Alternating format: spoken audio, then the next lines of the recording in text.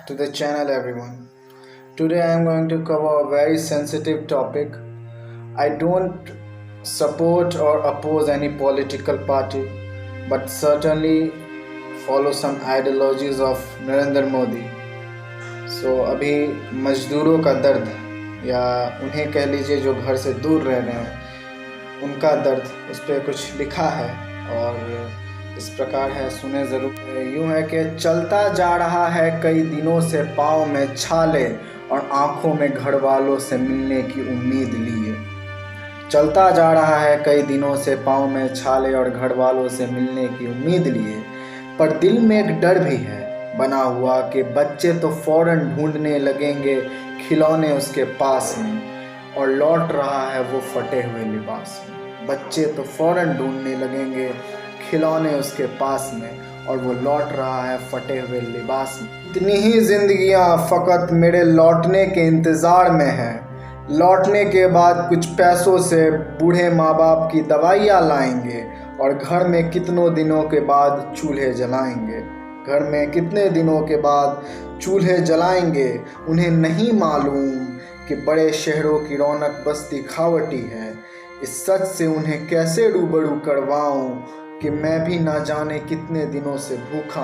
वक्त के रोटी के लिए मैं भी भूखा हूँ। कितनी ही रातों से सफ़र में रास्तों पे सोकर लगता है कहीं ये आखिरी रात ना हो। मैं तुम सबको नाउम्मीद ना कर बैठूं, इस फिक्र से मैं काबा लौटने से भी डर रहा हूँ। मैं तुम सबको नाउम्मीद ना कर दूं, इस फिक्र से मैं काबा लौटने से भी डर रहा हूँ। इस देश में रहकर भी कोई हमारी पुकार सुनने को नहीं आता है।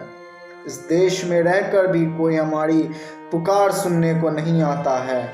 और सुना है विदेशों में फंसे हिंदुस्तानियों को लाने तो हवाई जहाज जाता है। आज अहले सियासत हुआ है डर लौटने से, ये बीमारी औरों में न फैल जाए मुझसे।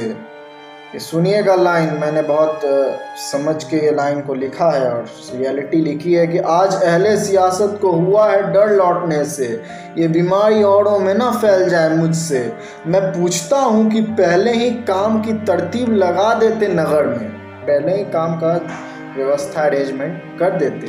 तो मैं पूछता हूँ कि पहले ही काम की तरतीब लगा देते नगर में। मैं मजबूर होकर निकला था अपने शहर से, मैं मजबूर होकर निकला था अपने शहर से।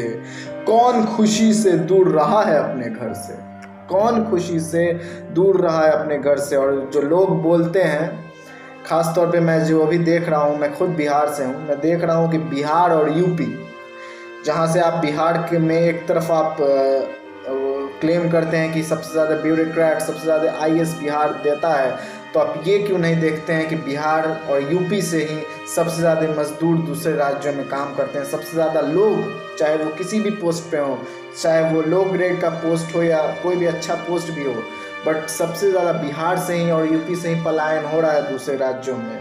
तो ये भी गौर करने की बात है कि अपने ही शहर में मैं मजबूर होकर निकला था अपने शहर से। कौन खुशी से दूर रहा है अपने घर से। Thank you and do subscribe to the immature writer. कुछ भी अच्छा लगा हो, कुछ भी पसंद आया तो for further content do subscribe to my channel. और जाते जाते एक लाइन में बोलना चाहूँगा दुष्यंत कुमार का, जो उन्होंने इतने साल पहले लिखा था और आज भी वो शेर रेलिवेंट है कि भूख है तो सब्र कर, रोटी नहीं तो क्या हुआ। भूख है तो सब्र कर, रोटी नहीं तो क्या हुआ। आजकल दिल्ली में है ज़ेरे बहस ये मुद्दा।